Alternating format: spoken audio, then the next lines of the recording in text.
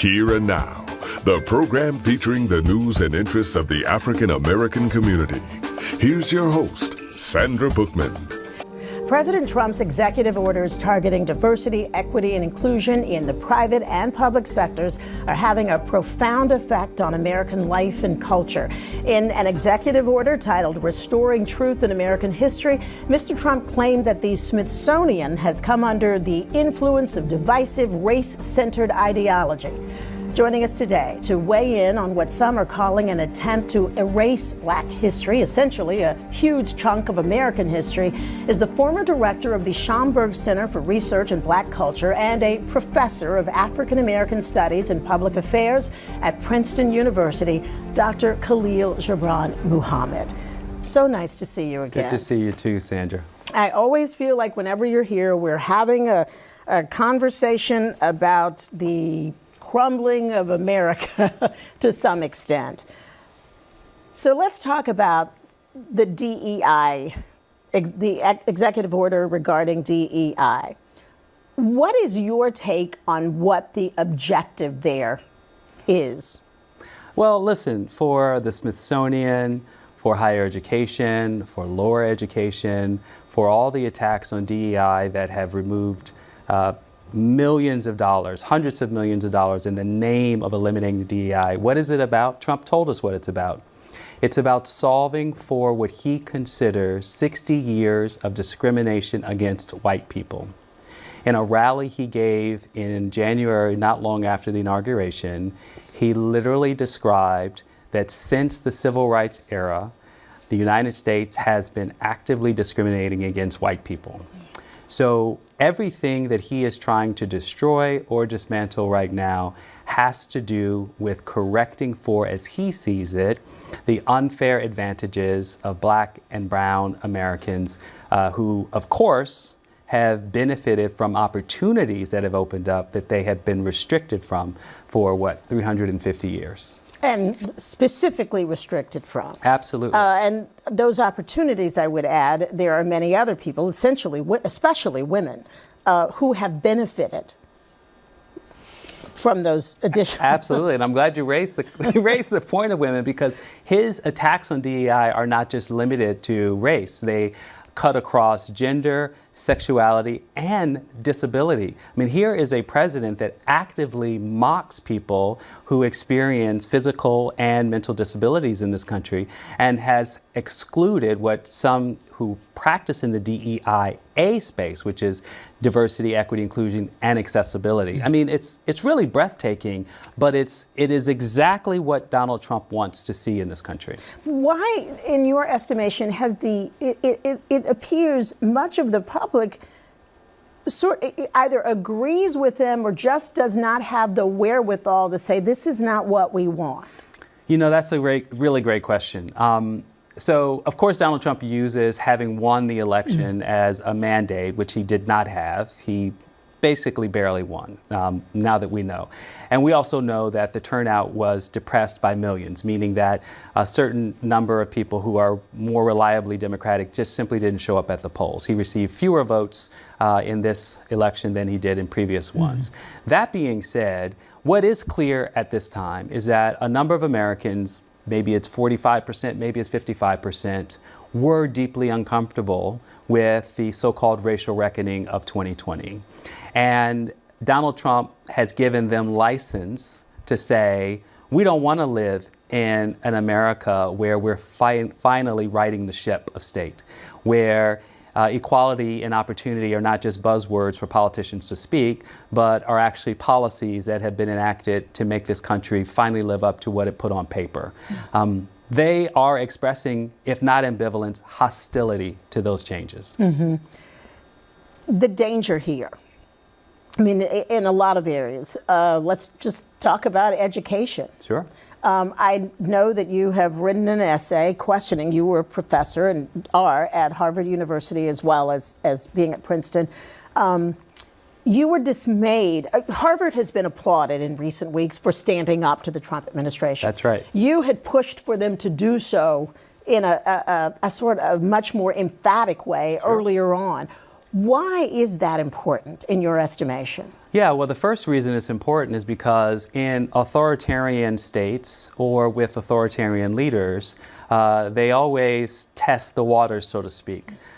They start with small lies, they grow to big lies.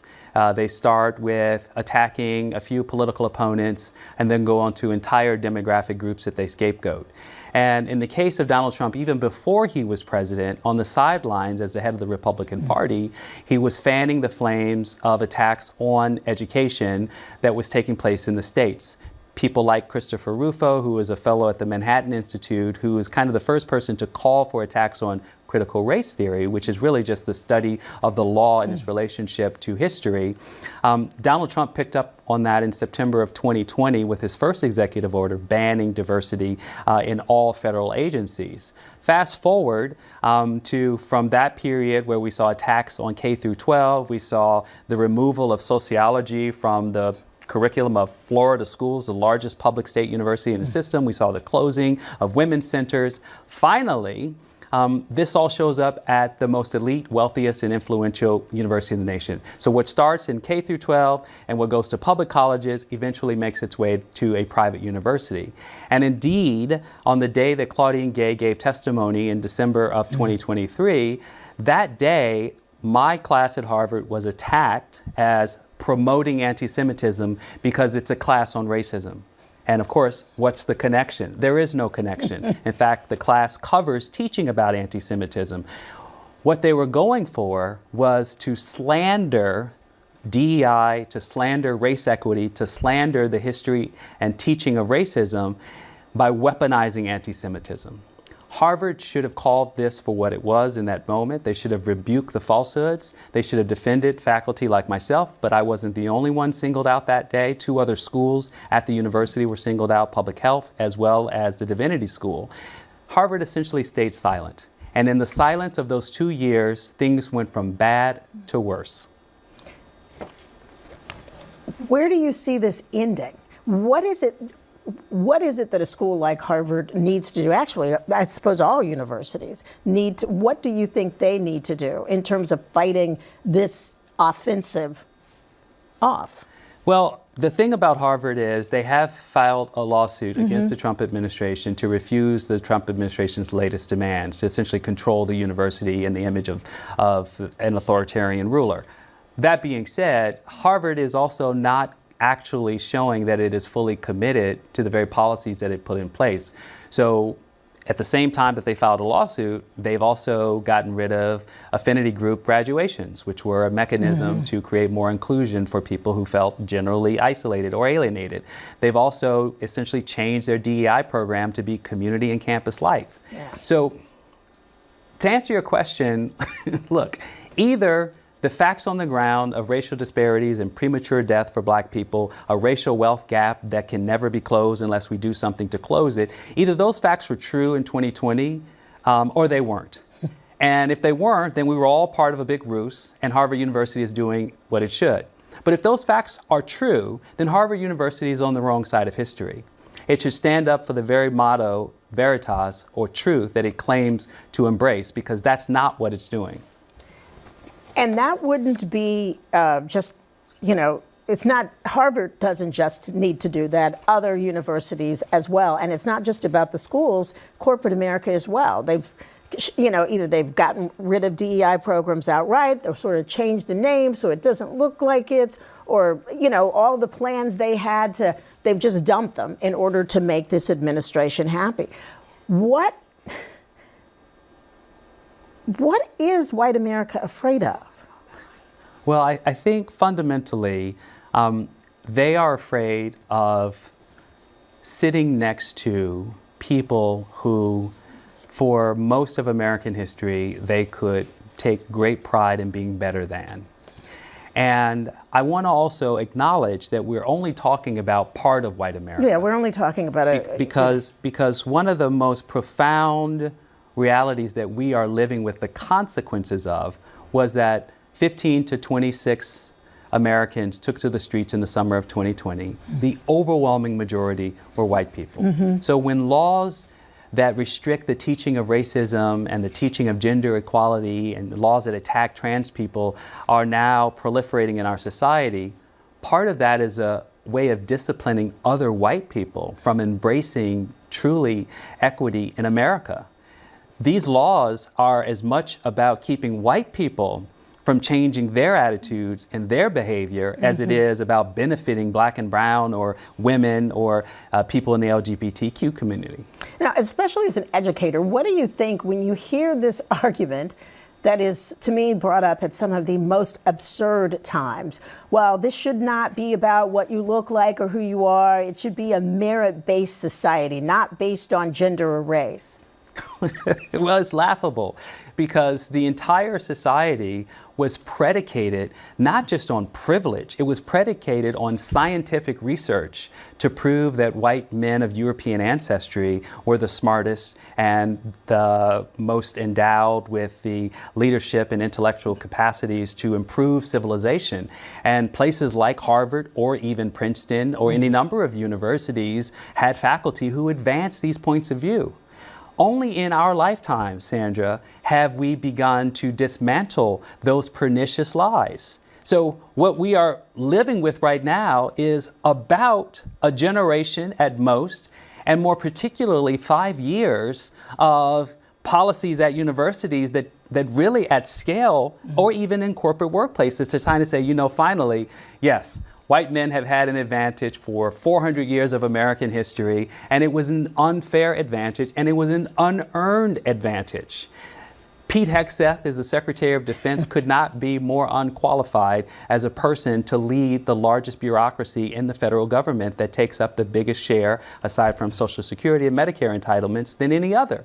And yet here we are. So we're supposed to pretend like this man is qualified for his job or that Donald Trump himself is qualified for the job. But that's the world of what my kids used to say of opposite day. Wrong is right, fiction is fact, you name it. What would you like to see Americans doing, considering that there's an effort apparent to erase their history, that somehow we're supposed to predicate what we do going forward on half of the facts? What do you think we need to do? Because this goes far beyond universities, Absolutely. Goes far beyond companies. I mean, it really goes to the very heart of who we say we are and what kind of America we are actually going to be. Yeah, it's a great question.